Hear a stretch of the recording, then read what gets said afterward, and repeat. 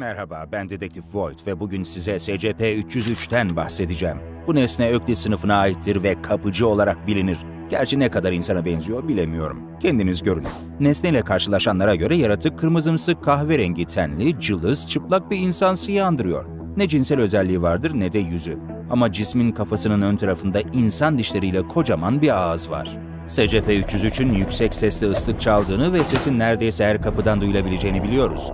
Nesnenin başka sesler çıkardığına veya daha fazla sözlü iletişim kurmaya çalıştığına dair bir rapor yok.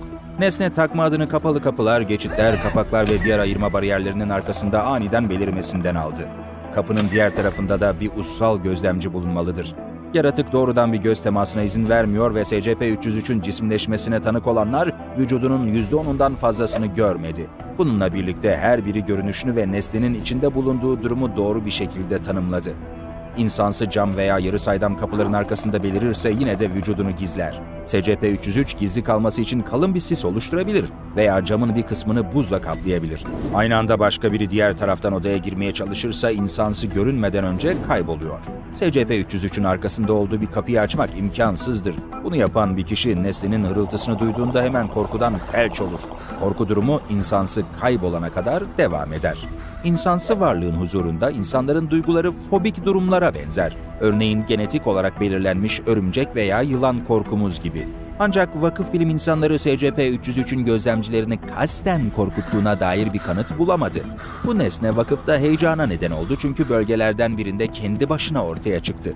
Kapıcı ilk olarak 1 Mart 2010'da vakıf bölgesinde görüldü. Çalışanlar bölgeye başka bir nesneyle getirildiğini varsaydılar, bu yüzden dönüp muhafaza edilen tüm nesneleri doğrulamaları gerekti. SCP-303'ün ilk ortaya çıkışından sonra nesne birkaç kez daha görüldü ve bildirildiğine göre depolardan birinde sığınak kurdu. Tüm bölge daha sonra nesnenin muhafaza alanı kabul edildi. Kapıcıyı tecrit etmek hala mümkün olmadığından vakıf kalan tüm mahkumları birer birer B bölgesine tahliye etti. 4 Haziran 2010'dan önce muhafaza hücrelerine yerleştirilen tüm nesneler yer değiştirdi. Varlığın diğer nesnelerle birlikte B bölgesine taşınması durumunda ek bir yer değiştirme planı da geliştirildi. SCP-303'ün muhafaza alanındaki tüm odalar birbirinden yaklaşık 10 metre uzaklıkta en az 2 girişi olacak şekilde yeniden inşa edildi. Ayrıca çalışanlar birbirleriyle telsiz veya interkom aracılığıyla anında iletişim kurabildi. Bu şekilde SCP-303'ü duyan herkes bunu bildirebilir ve yardım yolda olurdu. Bu önlemler vakıf doktorlarından birinin nesnenin elinde ölmesinden sonra uygulamaya konuldu. Varlık bilim insanının o sırada bulunduğu bir depoya giden 2. kattaki basınç odasında cisimleşti. Nesne doktor dehidrasyondan ölene kadar orada kaldı. Korkudan kapıyı açamadı ve diğer çalışanlar da aynı nedenle içeri giremedi. Uzmanın cesedi 5 gün sonraya kadar da bulunamadı. Kurallara göre çalışanların bölge boyunca eşit olarak yerleştirilmesi gerekiyor. Böylece tehlike ortaya çıkarsa hızlı şekilde kurtarmaya gelebilirler. Nesneyle karşılaşanlar zorunlu psikolojik muayeneye tabi tutuluyor. Bazı mekanik cihazların yanı sıra elektronik cihazların SCP-303 çevresinde çalışmayı geçici olarak durdurduğunu biliyoruz. Bu onu kameraya çekmenizi veya nesneyle görsel temas kurmak için başka yöntemler kullanmanızı engelliyor. İnanın bana, vakıf bunu hem mümkün hem de imkansız birkaç yöntemle yapmaya çalıştı. Nesnenin ilk keşfedildiği yerde D sınıfı çalışanlarla gerçekleştirilen bir dizi deney hakkında bilgi edinebildim. Deneyler için 4 vakıf görevlisi ve 4 D sınıfı çalışandan oluşan bir ekip oluşturuldu. İsimleri verilmeyen bir doktor ve araştırmacının yönlendirmesiyle hareket ettiler. İlk deneyde çalışan D303-1 nesnenin arkasında olduğu bir kapıyı açmaya zorlandı. Onu başka bir muhtemelen ölümcül SCP nesnesine nakletmekle tehdit edildi ancak çalışan aşırı bir korkuyla kapıyı açmayı reddetti. Adam ölümle tehdit edildiğinde bile SCP-303'ün kendine zarar vereceğini iddia ederek kapıyı açmadı.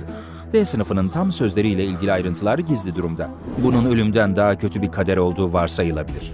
Ajanlar tehditlerini çalışanı ortadan kaldırarak gerçekleştirdi. Bir sonraki deneyde çalışan D303-2'de aynı koşullar yeniden yaratıldı. Önceki katılımcının elenmesi sırasında orada olmasına rağmen kapıyı açmayı reddetti. Kadın ayrıca nesnenin kendine korkunç bir şey yapacağı konusunda ısrar etti. Deney notları araştırmacı grubunun kadının söyledikleri karşısında şoke olduğunu belirtiyor. Deneyler burada bitmedi. Vakıf çalışanları başka bir D sınıfı çalışanına bıçak vererek D303-2 çalışanına kapıyı açana kadar işkence yapmasını söyledi.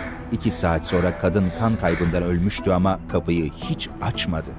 Kapıcının insan davranışlarını incelemeye ve anlamaya çalıştığını varsayıyorum. Çeşitli yerlerde, çeşitli faaliyetlerde bulunan vakıf çalışanlarını buldu. Örneğin ajanlardan biri SCP-303'ün duşta onu gözetlediğini bildirdi. Kadın, cismin karakteristik hırıltısını duyduğunda yerleşim bölgesinde duş alıyormuş. Şaşkınlıkla duş perdesine çarpmış ve perde, nesnenin silüetinin ana hatlarını çizerek yana düşmüş. Nesnenin ondan yarım metre mesafede durduğu ortaya çıktı. Ajan 3 saat sonra hırıltı durana kadar ağlayarak köşede kıvrandı. Başka bir ajan, ikinci kattaki dinlenme odasındaki dolapta SCP-303'e rastladı. Adam kendine bir fincan kahve yaptı ve bir paket krem almak istedi ama büyük bir korkuya kapıldığı için dolabın kapağını açamadı. Çalışan gerçekte görememesine rağmen varlığın cenin pozisyonunda rafta oturduğunu iddia etti. Daha sonra dolaptan bir paket kremanın kaybolduğu keşfedildi. Bu, kapıcının diğer insanların eşyasına el koymasının ilk örneğiydi. Nisan 2010 itibariyle SCP-303 kendini ikinci kattaki depolardan birine koydu. O zamandan beri kimsenin inine girmesine izin vermiyor. Ve görünüşe göre nesne orada tehlikeli şeyler yapıyor. İnsansının ayrıca bir benzin jeneratörü, bir kriyo kutusu, cerrahi aletler ve 2 ölü D sınıfı çalışan cesedi çaldığını biliyoruz. Bunun dışında büyük miktarlarda triptofan, fenilalanin ve tirozin de dahil olmak üzere birçok kimyasal nesne kayboldu. Bugüne kadar vakıf çalışanları nesnenin tüm bunları neden topladığını hala bilmiyor. En bariz seçenek bana epey ürkütücü geliyor. Bu kimyasalların tümü dünyadaki tüm canlı organizmalar için protein sentezinde yer alan aromatik amino asitlerdir. Triptofan, organik bileşiklerin ve hidrofobik etkileşimlerin yapılandırılmasına yardımcı olur. Fenilalanin, fonksiyonel merkezlerin temel bir bileşenidir ve protein oluşumu için önemlidir. Tirozin, enzim aktivitesinin düzenlenmesinde önemli bir rol oynar. Karışıma 2 insan cesedi ve cerrahi alet eklerseniz ne olur? SCP-303'ün ya insan vücudunu inceleyip protein yapılarını yeniden oluşturacağı ya da cesetleri yeni protein yapıları oluşturmak için kullanacağı öngörülüyor. Ancak ikinci durumda cerrahi bir set gerekli değil. Sıradan bir bıçak yeterli olur.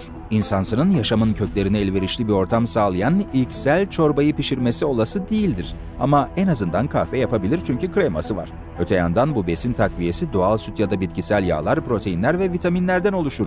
Açıkçası SCP-303 yaşayan bir şey yaratmaya veya bir insan vücudunu ihtiyaçlarına göre uyarlamaya çalışıyor. Çok uzun zaman önce nesnel gerçeklik diye bir şeyin olmadığını kanıtlayan ilginç bir bilimsel makale okudum.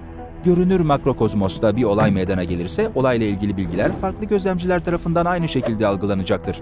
Ancak kuantum dünyasında 2 kişi aynı süreci gözlemleyebilir, farklı bilgiler alabilir ve her ikisi de doğru olur. Ayrıntılara girmeyeceğiz çünkü günün sonunda kuantum mekaniği konusunda uzman değilim. Ama pratikte tüm SCP nesnelerinin bilimlere ve bizim dünyamızdan çok daha karmaşık olan paranormal faaliyetlere bağlı olduğunu biliyorum. Bu nedenle SCP-303'ün eterik, biyoplazmik veya çok boyutlu bir varlık olduğunu varsayıyorum.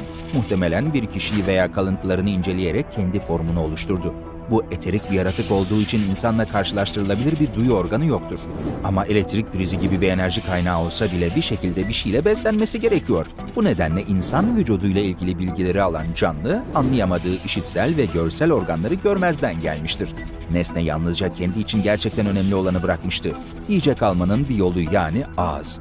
Benzer şekilde SCP-303 tüm vücudunu kulaklar ve gözlerle kaplayabilir. Çünkü doğal haliyle etrafındaki boşluğu deyim yerindeyse tüm varlığıyla hisseder. Bu aynı zamanda yaratığın neden ses çıkarabildiğini ancak konuşamadığını da açıklıyor. Muhtemelen insan vücudunun yapısını eksik bir şekilde kopyaladı. Nesnede ses telleri veya konuşma vasıtalarının diğer bileşenleri olmayabilir. Çalışanların yaratığı görmeden tanımlamaları onun eterik doğasına da işaret ediyor. Durum buysa bu nesne kuantum dünyasının kurallarına göre var oluyor. Böyle bir durumda SCP-303'ün cisimleşme kabiliyetini, görülme konusundaki isteksizliğini ve hatta aşıladığı aşırı korkuyu sadece bir teori açıklayabilir: gözetim etkisi.